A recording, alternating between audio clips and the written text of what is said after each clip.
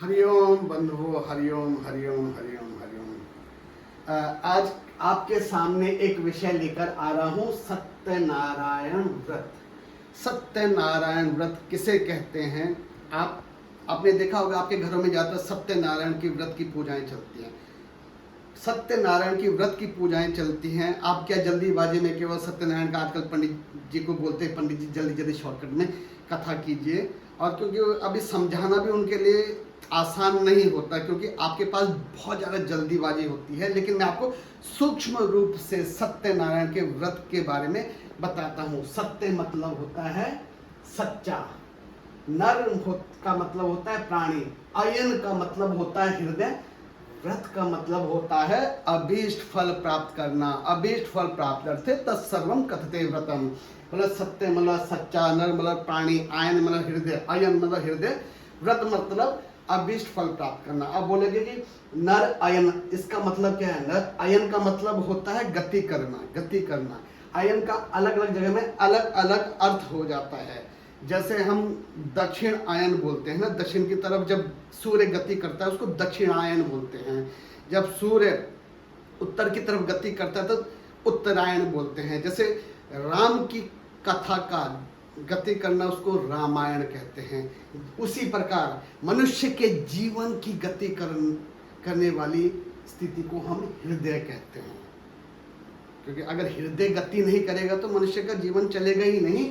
इसीलिए एक सूक्ष्म रूप से आपको समझा रहा हूं, सत्य, नर, आयन, अभीष्ट फल प्राप्त करना, व्रत। और अभी आप बोलोगे कि भाई सबसे सच्चा नर कौन होता है? सत्य मतलब सच्चा प्राणी कौन होता है? वह होते हैं आपके माता पिता। क्या होता है माता पिता? एक ऐसी विषय वस्तु है, अगर आपने थोड़ा सा उनके मन के अंदर ठेस पहुंचा दिया, उनका श्राप बहुत गंदा लग सकता है, जो आपको दुर्भाग्य लेके आ सकता है। और माता पिता को थोड़ा सा आपने खुशी देने की कोशिश की, वो बहुत गहरी होती है। उसी खुशी को क्या बोलते हैं? अभीष्ट फल।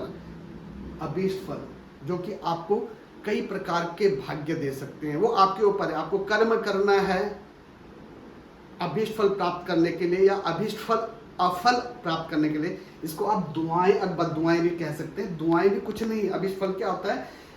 गहरी दुआओं को अभीष्ट फल कहा जाता है। अभी आशीर्वाद, माता पिता जी आशीर्वाद, सबसे नजदीक माता पिता रहते हैं। जैसे पति पत्नी अगर सबसे नजदीकी रहते हैं, एक दूसरे के हृदय से जुड़े हुए हैं, अगर वे दोनों एक दूसरे के साथ खुशी से रहेंगे, मालूम चला पति ने पत्नी के दिल को ठेस पहुंचा दी या पत्नी ने पति के दिल को ठेस पहुंचा दी, तो जीवन में नकारात्मक ऊर्जाएं आपकी आएंगी। आपको दोनों को एक दूसरे के साथ खुशी से रहना सीखना पड़ेगा। एक दूसरे के हृदय में खुशी जागृत करने की व्यवस्था करनी पड़ेगी, तभी जाके आपका सत्यनारायण का व्रत संभव हो पाएगा।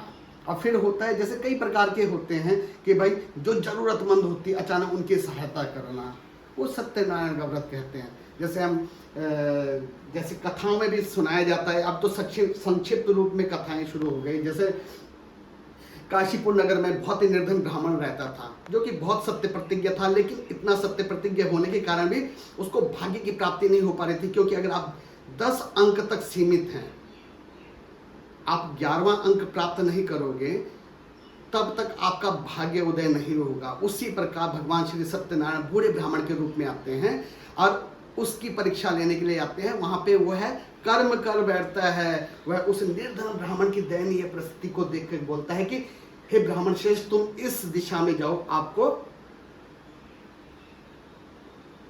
दान मिल जाएगा। उसको दान नहीं मिल पा रहा था, अचानक से उसको मालूम चलता है। तो वहां पे क्या, वह कर्म कर बैठता है, जिसके कारण उसको वह बूढ़े ब्राह्मण, सत्यनारायण रूपी वह ब्राह्मण उसको बोलते हैं तुम सत्यनारायण का व्रत करो, घर में जाओ, सर्वप्रथम अपने परिवार को खुश रखो।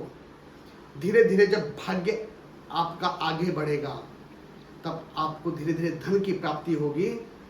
तब आप जैसे ही सेविंग करने लग जाओगे, आप क्या बोलते हैं, सर्वप्रथम कर्म ज्ञान योग होता है, ज्ञान योग के बाद कर्म योग होता है, कर्म योग के बाद जब कर्म योग में सफलता हो जाएगी, अगर आप कर्म योग में सफल नहीं हो, आप बोलो कि मैं कर्जा लेकर एक बहुत बड़ा यज्ञ अनुष्ठान करूं, यह आपकी मूर्खता होगी। अपने बच्चे के फीस को मारकर कर्जा लेकर अगर आप भगवान की पूजा करोगे, भगवान बोलते हैं नहीं, मैं आपके हृदय में हूं। सर्वप्रथम आपको अपने परिवार को खुश करना है और आपको भगवान अपने आप ही रास्ता देंगे। आपको धन इतना दे देंगे, धीरे धीरे करके आपको इतना आएगा कि आप दशांश दान करने के लायक बन जाओगे। 10% दान, जब आपके पास करोड़ की संपत्ति आ जाएगी, अथवा संपत्ति आ जाएगी, तब आप पूजा पाठ, दान, पुण्य, भजन, कीर्तन आदि नहीं करोगे तो धन खुशी नहीं देता। उस समय आपको दशांश दान करना पड़ेगा। सबसे पहले अपने परिवार से, जब ज़्यादा कमाने लग जाओ तो गांव से, जब अथवा ज़्यादा कमाने लग जाओ तो अपने देश, प्रदेश और पूरे विश्व कल्याण के लिए अगर 1000 करोड़ कमाने के लायक हो जाओ, भाई हर साल 100 करोड़ रुपए आपको दान करना ही है।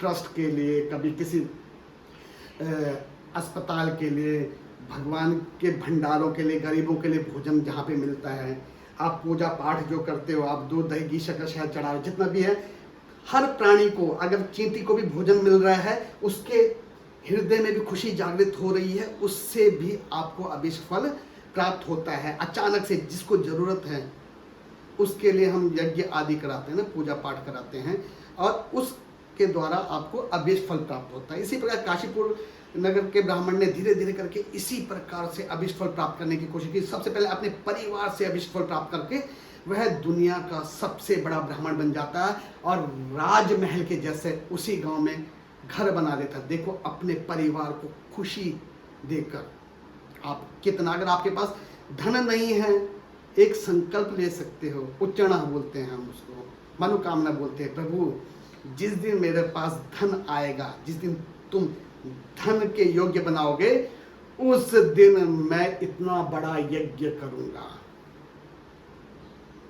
जिस दिन आप मुझे इस योग्य बनाओगे कि आपके धाम में आके मैं इतना बड़ा भंडारा करूं, मंदिर को इतना चढ़ावा दूं, ताकि गरीब लोगों के लिए, निर्धन लोगों के लिए हर समय भंडारे की, भोजन की व्यवस्था हो सके। यह आपको प्रण करना होता है। जब आपके पास नहीं है, जब आपके पास आ जाए, तब आपको ये दान योग करना होगा। फिर जैसे आप देखोगे कि उसमें उल्कामुख नामक राजा रहता है, वो भी बहुत परेशान था, लेकिन वह अपनी प्रजा से निर्धन लोगों को, जिनके मतलब पुरखों से उसने कर लिया होगा, उनका कर माफ करके उनको धन देकर उनको कर देने के लायक बनाने की जो व्यवस्था वो करता है, उससे उसके जो प्रजा की है, जो निर्धन प्रजा है, उनका अभिष्ट फल प्राप्त होता है। धीरे धीरे कर उसको कई पुत्रों की प्राप्ति हो जाती है। उसी प्रकार इसके व्रत को देखकर साधु नामक वैश्य सोचता है जैसे ये अपनी प्रजा के निर्धन लोगों को दान कर रहा है, इसी प्रकार से मैं करूंगा। लेकिन वह केवल प्रण करता है, लेकिन वह अपने सेवकों को सहायता नहीं करता, जिसके कारण उनका अभिष्ट अफल, उनकी घात, उनका अभिशाप साधु को लग जाता है। तो मैं आप सूक्ष्म रूप से समझाना चाहता हूँ। सत्य मतलब सच्चा, नर मतलब प्राणी, अयन मतलब हृदय, व्रत मतलब अभिष्ट फल प्राप्त करते। तत्सर्वम कहते हो। सत्यनारायण का व्रत का मतलब क्या होता है? व्रत क्या है? कथा अलग है। कथा किसके लिए बता रहे हैं हम?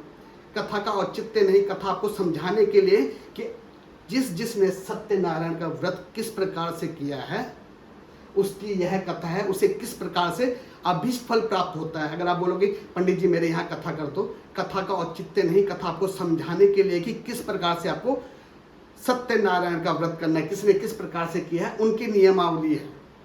व्रत का मतलब क्या? आप कभी भी अपने घर में सत्यनारायण का व्रत कर सकते हैं, अपने माता पिता की सेवा करके, अपने बड़ों को खुशी जागृत करके, अपने बड़ों की सेवा भाव से सेवा करके और उनका आशीर्वाद प्राप्त करके। सर्वप्रथम आपके घरों से जब आप सेविंग होने लग जाए, आपकी धन इतना आना लग जाए कि भाई बहुत धन की संपत्ति आपके पास जुड़ने लग जाए, जमा होने लग जाए, तो हमेशा दशांश दान करना शुरू कर दीजिए।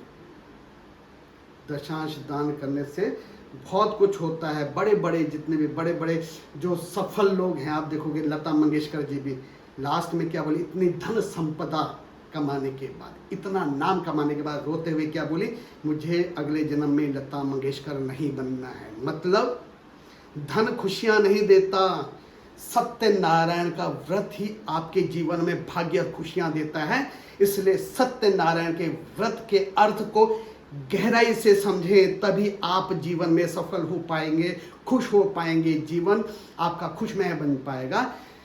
आपके लिए छोटी सी एक सूक्ष्म जो जानकारी दी है, शायद आपको समझ में आ जाएगी। है आपसे विनती करता हूं कि जरा इस जानकारी को गहराई से समझने की कोशिश कीजिए। हरिओम तत्सत, हरिओम तत्सत, हरिओम तत्सत।